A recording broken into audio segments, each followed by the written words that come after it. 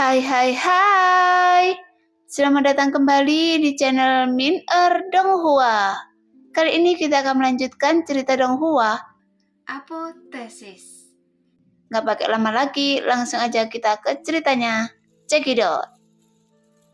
Pada saat ini, para penguasa istana memandang penguasa alam matahari terbenam dengan wajah bingung, dan salah satu penguasa istana bertanya, "Ada apa?" Mata penguasa alam matahari terbenam tertuju pada ular emas itu, dan dia melontarkan 4 kata. "Hancurkan ular keberuntungan." Ular penghancur keberuntungan? Bagaimana hal seperti itu bisa muncul? Bisa dikatakan sepertinya agak mirip dengan yang ada di legenda. Kesengsaraan ular penghancur keberuntungan. Bagaimana mungkin seorang pejuang di alam hidup dan mati menghadapi bencana legendaris seperti itu? Para penguasa istana ini tidak mengetahui asal-usul ular tersebut. Tetapi setelah mendengar instruksi dari penguasa alam matahari terbenam, mereka langsung memahaminya. Di antara ratusan ribu alam besar, seseorang memiliki pemahaman yang lebih jelas tentang keberuntungan daripada alam rendah. Ketika seorang pejuang melawan langit untuk berlatih kultivasi dan naik ke jalan Tuhan, ada pepatah yang mengatakan bahwa dia melawan langit dan mengubah takdirnya. Namun, menentang langit tentu saja berarti berkultivasi melawan langit. Dimulai dari alam hidup dan mati, setiap langkah yang diambil adalah langkah melawan langit dan membawa malapetaka. Mengubah hidup berarti mengubah nasibnya sendiri. Meskipun ada angka tertentu di dunia, setiap pejuang mencoba segala cara untuk keluar dari angka tertentu ini. Faktanya, semua orang terus-menerus memilih di luar nomor tetap. Apa yang mungkin dihadapi manusia? Mungkin berupa seember air yang tidak dapat diangkat, kota yang tidak dapat dipecahkan, atau secangkir anggur beracun yang diberikan oleh raja yang tidak dapat ditolak. Jadi, apa yang dihadapi sang pejuang mungkin adalah gunung yang tidak rata, lawan yang tidak dapat dikalahkan, dan bencana yang tidak dapat dilawan.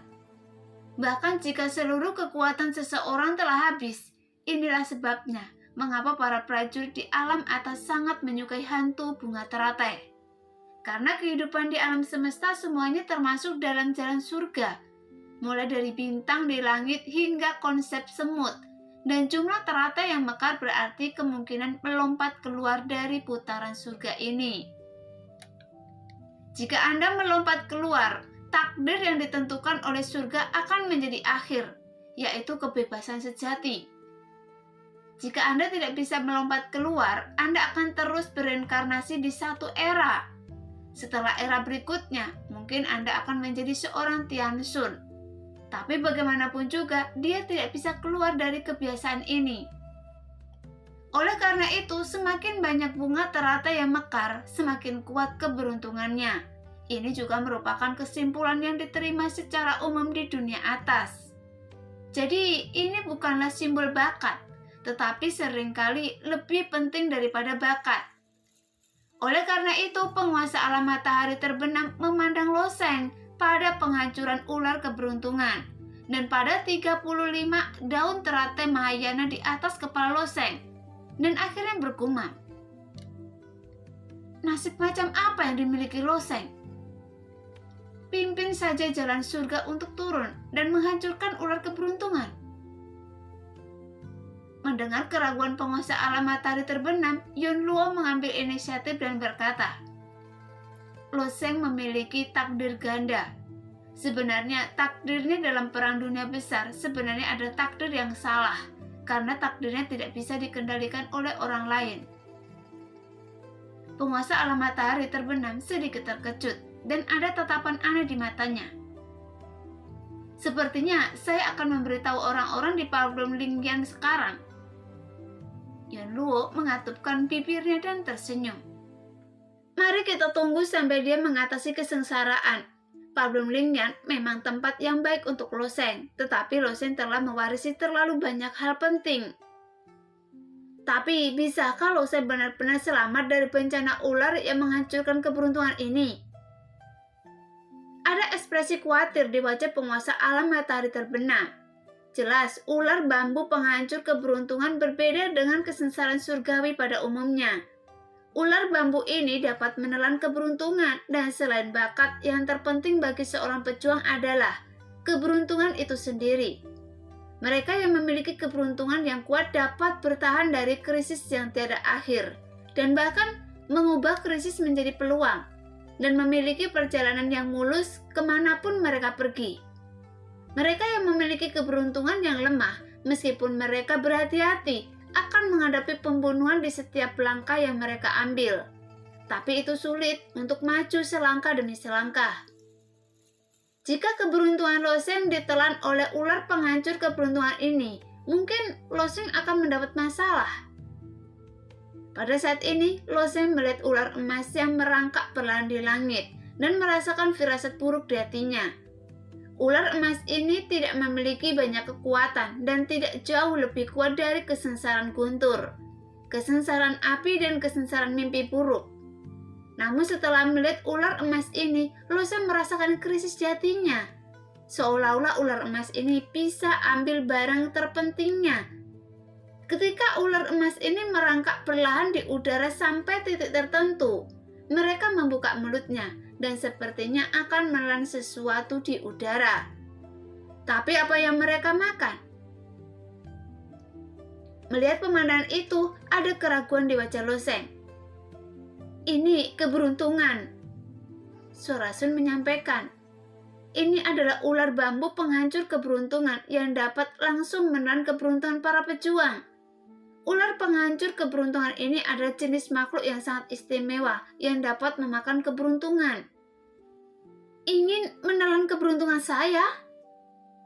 Loseng tiba-tiba terkejut. Hal terpenting yang bisa dicapai Loseng selangkah demi selangkah adalah bukanlah keterampilan dan harta yang dia kembangkan. Ini tentang ketekunan, bakat, dan keberuntungannya sendiri. Ketiganya adalah hal paling penting dan sangat diperlukan. Bukan hanya untuk Loseng, tetapi pejuang yang ingin naik ke puncak harus melakukan ini. Sejak meninggalkan wilayah timur, keberuntungan Loseng selalu sangat kuat.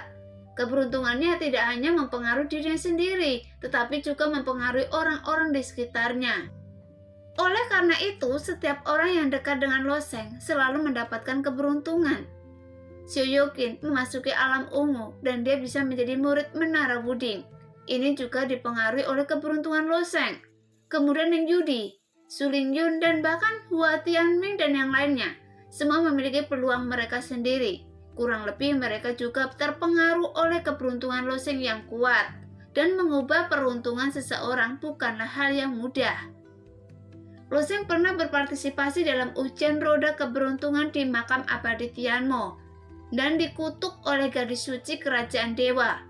Meskipun keberuntungannya terpengaruh, tapi dalam skenario terburuk, sepertinya kutukan benar-benar mengubah keberuntungan Loseng. Faktanya, Tianmio yang mengubah roda keberuntungan bukan Loseng. Menurut aturan yang ditetapkan oleh Tianmio, selama ada kutukan di dalam tubuh, sekuat apapun keberuntungannya tidak mungkin membuahkan hasil yang baik. Dan saat ini, ular penghancur keberuntungan ini menelan keberuntungan Loseng satu demi satu.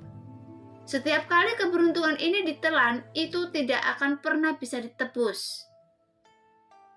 Bagaimana kesengsaraan surgawi yang aneh ini bisa terjadi? Keberuntungan tidak bisa dilihat atau disentuh, tapi bisa ditelan oleh ular emas ini. Memikirkan hal ini, Loseng tidak lagi ragu-ragu sama sekali. Tiba-tiba melompat dan langsung menuju ke ular penghancur keberuntungan. Karena tidak peduli siapa itu, jika mereka menemukan ada sesuatu yang menghabiskan keberuntungan mereka, mereka mungkin tidak bisa hanya duduk diam dan mengabaikannya. Namun apa yang tidak pernah Loseng duga adalah, setelah Loseng bergegas, dia langsung melewati ular emas itu. Ular emas itu ternyata adalah keberadaan ilusi. Hanya saja bagi pejuang lain termasuk Ai Anshin, mereka tidak memahami pemandangan di depan mereka.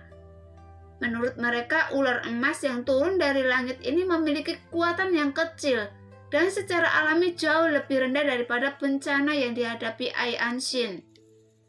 Namun, wajah penguasa alam matahari terbenam dan penguasa istana lainnya menunjukkan kekhawatiran.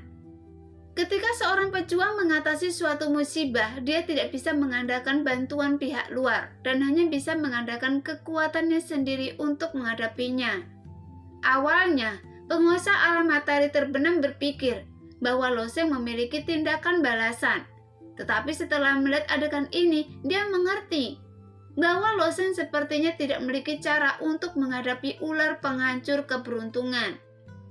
Sekarang, meskipun ular bambu penghancur keberuntungan itu tidak memperhatikan Loseng, namun setelah Loseng berpindah posisinya, ular bambu penghancur keberuntungan ini juga terus berputar di udara, seakan-akan berubah arah dan terus menelan keberuntungan Loseng.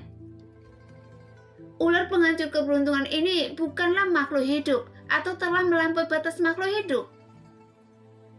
Penguasa alam matahari terbenam menatap setiap gerakan Loseng dan berkata, "Jika saya ingat dengan benar bahwa tidak ada pengecualian yang terlihat dalam cerita klasik yang berlangsung berabad-abad yang lalu, ada pejuang yang pernah bertemu dengan ular penghancur keberuntungan.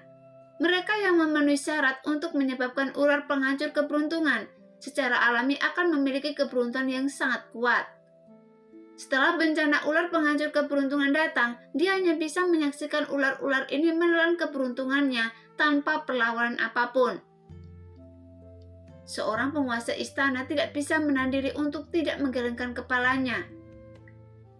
Dengan kata lain, Loseng berjuang dengan sia-sia. Sayang sekali, saya sangat menantikan betapa cemerlangnya pria kecil seperti itu bisa berkembang di masa depan. Pemilik istana lainnya menghela nafas. Meskipun Loseng tidak berasal dari istana tempat mereka berada, semua orang di dunia menghargai bakat. Jadi setelah melihat takdir karakter seperti itu berakhir, mereka merasakan sedikit desahan di hatinya. Adapun Dian Luo, wajahnya masih tenang. Loseng adalah pria kecil yang tidak terduga bagi Dian Luo. Dia masih percaya bahwa pria yang selalu memberikan kejutan padanya akan memberikan kejutan lagi. Pada saat ini, ular bambu penghancur keberuntungan ini masih melayang di udara, terus-menerus membuka mulutnya untuk menggerogoti kehampaan, bahkan mengeluarkan suara pelan. Mereka tidak membahayakan tubuh Loseng, tetapi wajah Loseng menjadi semakin suram. Sekarang, suara sedikit menggerogoti itu seperti ulat sutera musim semi yang menggerogoti daun murbe, terus-menerus membunuh keberuntungan Loseng. Bagaimanapun pentingnya keberuntungan bagi diri sendiri sudah terbukti dengan sendirinya. Tetapi ular penghancur keberuntungan ini hanyalah keberadaan ilusi. Mereka sepertinya tidak ada di dunia ini, sehingga Loseng tidak bisa melawan. Bahkan naga hijau di benak Loseng mendengar desahan samar. Bencana ular penghancur nasib hari ini disebabkan oleh keberuntungan Loseng yang terlalu kuat, sehingga menyebabkan bencana seperti itu. Dari zaman kuno hingga sekarang, tidak peduli klasik manapun, tidak ada cara untuk mengatasi bencana ini. Jadi King Long tidak bisa memikirkan cara, dan Sun juga tidak bisa berbuat apa-apa. Wajah Loseng awalnya sangat suram, bahkan sedikit bingung. Tetapi seiring berjalannya waktu, suasana hati Loseng tiba-tiba menjadi stabil, dan mentalitasnya yang sebelumnya sedikit cemas perlahan menjadi tenang. Begitu dia berbalik, dia menyilangkan mulutnya dan duduk di udara dengan ekspresinya tenang. Bukan karena Loseng memilih untuk menyerah. Sejak dia memulai jalan ini, Loseng tidak pernah berpikir untuk menyerah. Karena tidak peduli seberapa kuat bencana itu, tidak peduli seberapa kuat lawannya, Loseng tidak pernah menyerah. Lagi pula, bencana surgawi bukanlah bencana kematian. Jika tidak, semua pejuang di dunia ini pasti sudah lama mati. Karena jalan surga memberikan kesulitan seperti itu, jadi daripada cemas, lebih baik pertahankan mentalitasnya dan tunggu dan lihat apa yang terjadi. Lagi pula, betapapun buruknya nasibnya, kenapa dia tidak meminta dirinya mati saja? Beginilah cara Loseng menghibur dirinya sendiri di dalam hatinya. Saat ini, ular bambu penghancur keberuntungan itu masih pelan menggerogoti udara, memutar tubuhnya perlahan. Sepertinya menganggap keberuntungan loseng sebagai makanan yang sangat lezat. Menelannya satu gigitan pada satu waktu. Sangat jarang ada pejuang seperti loseng bisa tetap tenang, komentar seorang penguasa istana. Mungkin seseorang sudah punya cara untuk memecahkannya. Pemilik istana lainnya bertanya. Metode untuk memecahkannya belum lagi loseng, bahkan penguasa surgawi di banyak dunia besar. Siapa yang dapat menemukan metode untuk memecahkannya? Saya khawatir benda ini seharusnya tidak ada di dunia. Kepala istana lainnya melanjutkan kata-katanya, namun keadaan pikiran loseng seperti sumur kuno, tanpa pasang surut yang ada hanya ketenangan.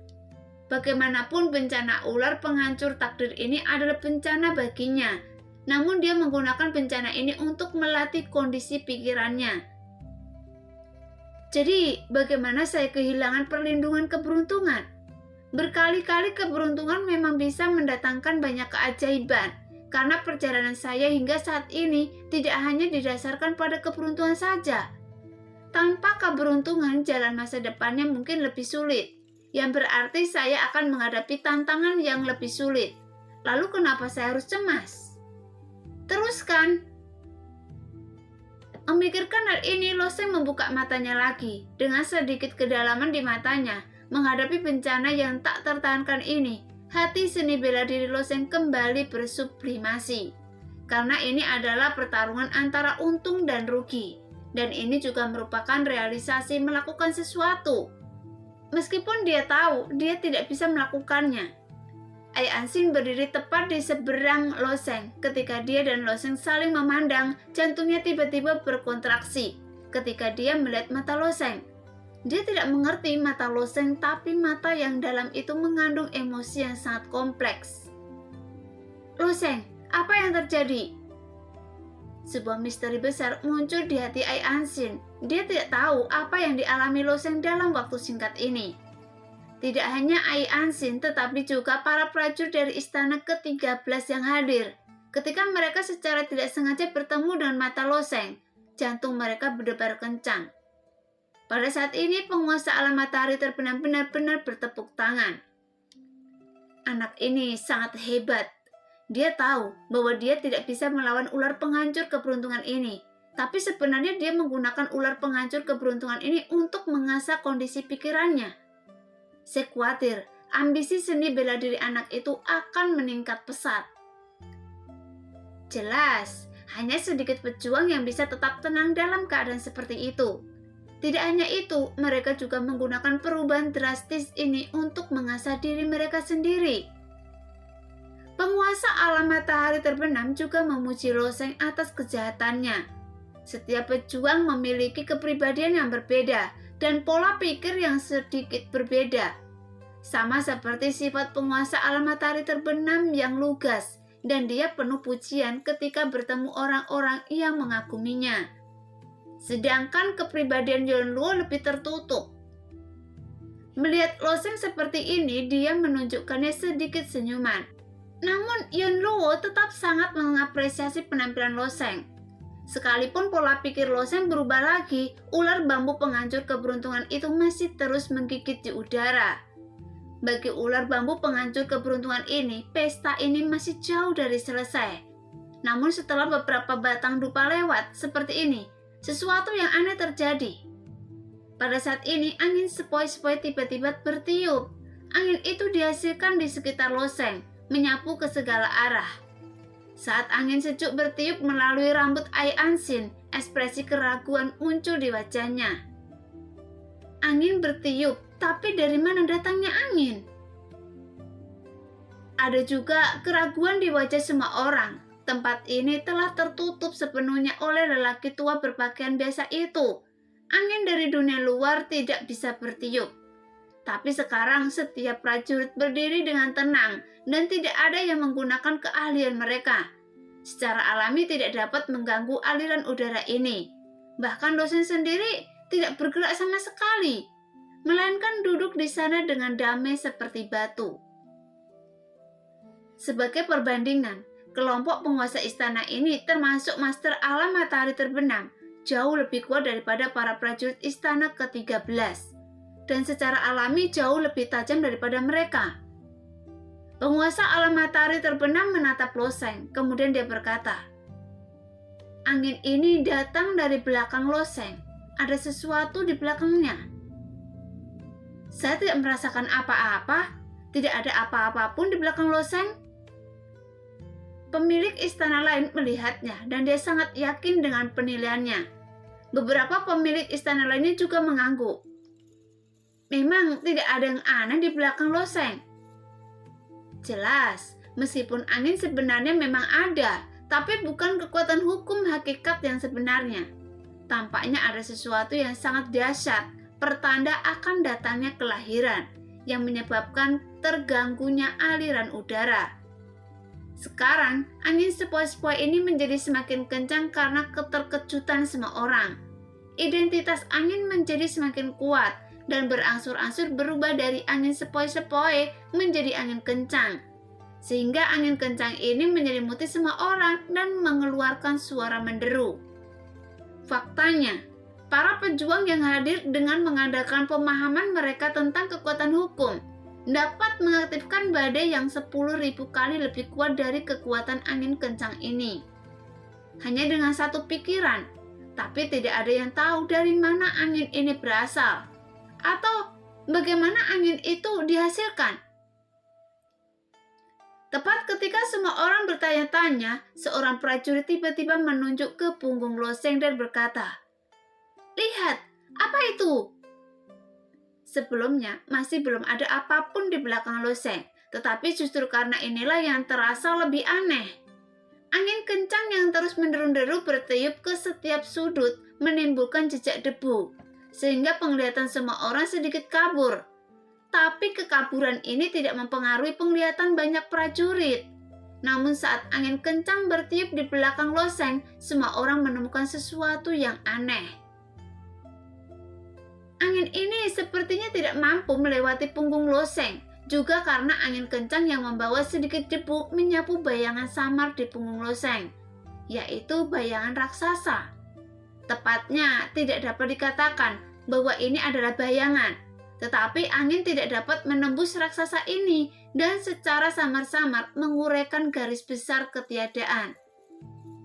Kebetulan sekali, ular bambu perusak keberuntungan sedang makan di sepanjang garis besar ini. Namun saat mendengar suara semua orang, Loseng tampak tenang. Tetapi dia melihat ke belakang dan semburan cahaya muncul di pupilnya. Siluet raksasa, apa ini? Ular penghancur keberuntungan menggerogoti keberuntungan saya sendiri. Lalu garis besar raksasa ini adalah keberuntungan saya sendiri.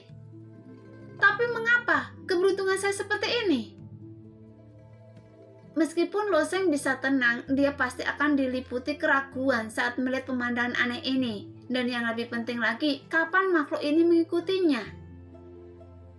Di bawah angin yang bertiup, semua orang menatap pemandangan aneh ini. Namun tidak ada yang tahu apa maksud pemandangan di depan mereka.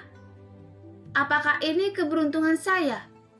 Konon keberuntungan itu bawaan, artinya wujud raksasa ini sudah menyertai saya sejak saya lahir dan menemani saya melewati wilayah timur, wilayah tengah, benua Poseidon, benua kerajaan dewa, dan kenaikan. Tapi mengapa keberuntungan saya berbentuk seperti itu? Hati Loseng dipenuhi dengan keraguan dan ular-ular penghancur keberuntungan itu masih bekerja dengan rajin di udara. Atau dengan kata lain, di sekitar tubuh raksasa dan terus-menerus menggerogoti. Bahkan, wajah penguasa alam matahari terbenam menunjukkan kebingungan.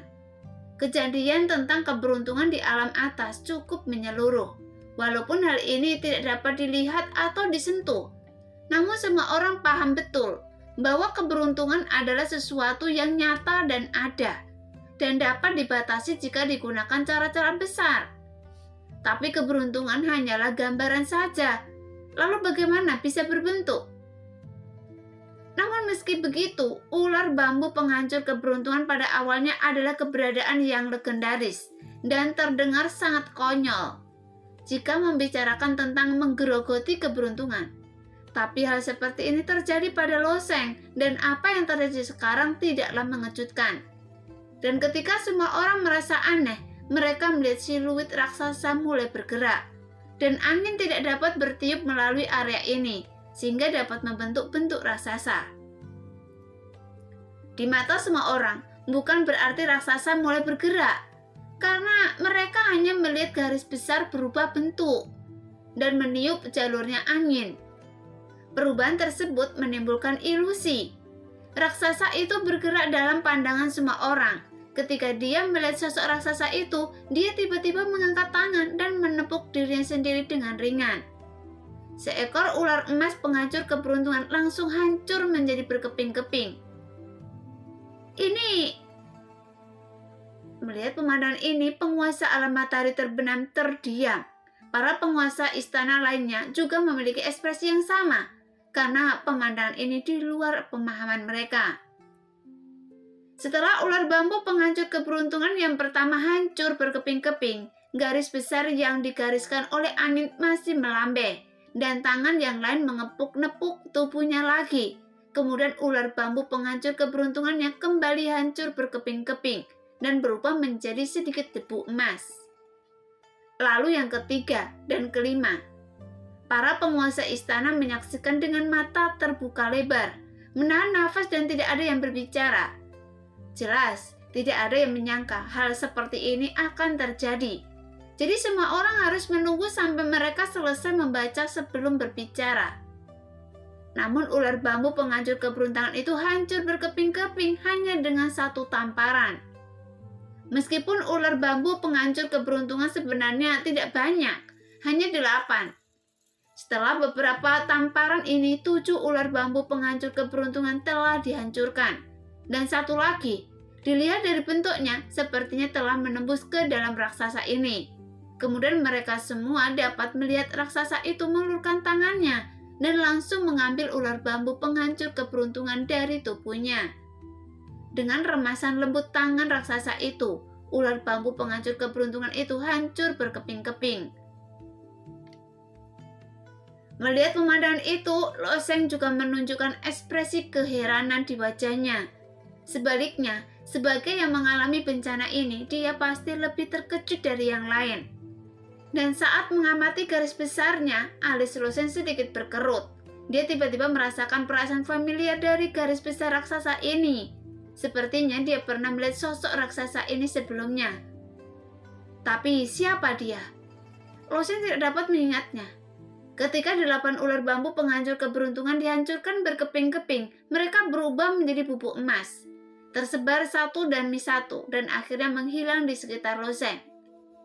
Ular penghancur keberuntungan ini juga merupakan sesuatu yang tidak dapat disentuh, dan bentuk tubuh raksasa di belakang Loseng bahkan lebih tidak masuk akal.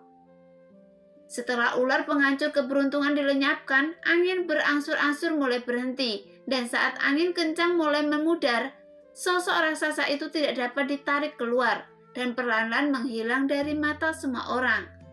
Bahkan setelah menghilang, pemandangan tetap sangat sunyi. Hanya saja tidak ada yang tahu apa yang terjadi. Tapi semua orang memastikan satu hal, Loseng sepertinya selamat dari bencana ular yang menghancurkan keberuntungan ini. Mereka juga tidak tahu mengapa Loseng bisa bertahan, dan Loseng sendiri tidak bisa memberikan penjelasan yang masuk akal. Setelah menghancurkan ular penghancur keberuntungan, mereka sepertinya diserap oleh Loseng. Saya ingin tahu apakah ada manfaatnya. Jelas, semakin kuat sesuatu, semakin banyak hal baik yang dikandungnya, dan ini adalah akal sehat di dunia pejuang. Akankah menyerap keberadaan aneh? Seperti ular bambu penghancur keberuntungan akan memperkuat keberuntungan seseorang. Faktanya, tidak ada yang bisa kembali ke pertanyaan kepala istana. Ular penghancur keberuntungan pada awalnya adalah benda legendaris. Kebanyakan orang yang hadir belum pernah mendengarnya. Apakah ini dianggap telah melewati kesengsaraan surgawi yang pertama?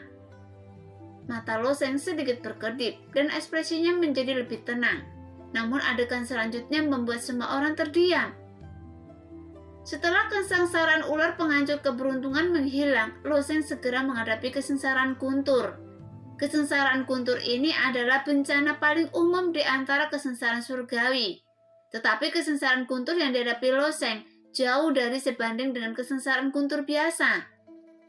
Karena guntur langit ungu kehitaman baru saja muncul dan jatuh langsung dari langit. Tuar! Badai petir yang menyambar ke jarak yang tak terhitung jumlahnya, kemudian berubah menjadi naga raksasa dan bergegas menuju Loseng, tepat di bawah. Pada akhirnya, dia mendarat tepat di depan Loseng, menghancurkan kawah besar ke tanah di depannya. Dengan cara lain, bencana guntur ini dihantam secara tidak benar. Melihat pemandangan ini, semua orang memasang ekspresi aneh di wajah mereka. Karena bagi mereka, apakah masih ada waktu untuk kesengsaraan guntur ini menjadi gila? Dan mereka belum pernah mendengarnya. Tuar! Petir ungu kehitaman lainnya tiba-tiba jatuh di langit. Dan petir ini tidak jauh dari sisi kanan tubuh Loseng, namun tetap tidak mengenai Loseng. Segera sambaran petir menembus dari langit, dan kekuatan yang terkandung dalam setiap sambaran petir mungkin bisa menghancurkan prajurit alam laut dewa biasa. Namun hal itu tidak membahayakan Loseng. Alasannya juga sangat sederhana, tak satu pun dari petir ini yang mengenai Loseng. Segera setelah itu, lubang melingkar besar terbentuk di depan Loseng, dan petir masih menyambar tanpa henti, tetapi tidak pernah mengenai Loseng. Keberuntungan Loseng seharusnya ditingkatkan. Itu mungkin karena ular penghancur keberuntungan, tapi saya tidak tahu apakah keberuntungan ini bersifat permanen atau akan bertahan untuk sementara. Bagaimana keberuntungan seperti ini bisa permanen? Akan sangat buruk jika keberuntungan seperti ini bisa bertahan selamanya. Beberapa penguasa istana terus berdiskusi. Dalam pandangan mereka, kesengsaraan surgawi adalah hal yang sangat paling akurat di seluruh alam semesta. Jadi bagaimana surga bisa membiarkan kesalahannya sendiri? Dan keberuntungan Loseng saat ini begitu kuat, sehingga bencana yang disebabkan oleh guntur pun tidak dapat menimpa Loseng. Pada saat ini, Loseng juga memiliki ekspresi terkejut di wajahnya. Dia tidak tahu apa yang terjadi padanya. Sepertinya keberuntungannya tiba-tiba menjadi sangat baik. Memikirkan hal ini, Yonluo tiba-tiba melayang sedikit mendekatkan dirinya ke Loseng beberapa kaki. Kemudian dia mengulurkan tangan dan menepuk Loseng yang berada di tengah kesengsaraan, dan gelombang tak terlihat langsung menuju ke arah Loseng. Jelas, telapak tangan Yonluo juga menggunakan 1/1000 kekuatannya. Jika Loseng duduk di sana, dia pasti tidak akan bisa menghindarinya. Dan pada saat ini, pemandangan aneh muncul. Sebelum telapak tangan Yonluo melayang di depan Loseng, fluktuasi kompleks tiba-tiba muncul di udara, dan badai luar angkasa yang sangat kuat tiba-tiba pecah, langsung meniupkan awan. Ketika penguasa istana lainnya melihat ini, ekspresi mereka menjadi semakin aneh.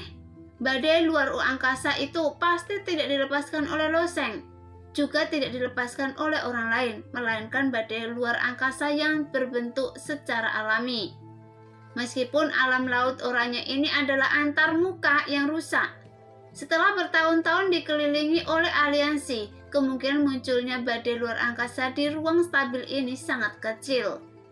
Dengan kemungkinan yang sangat kecil, badai luar angkasa itu muncul. Nah, demikianlah cerita hari ini. Terima kasih yang sudah menonton video Min Earth sampai selesai. Sampai jumpa di video selanjutnya. Bye-bye.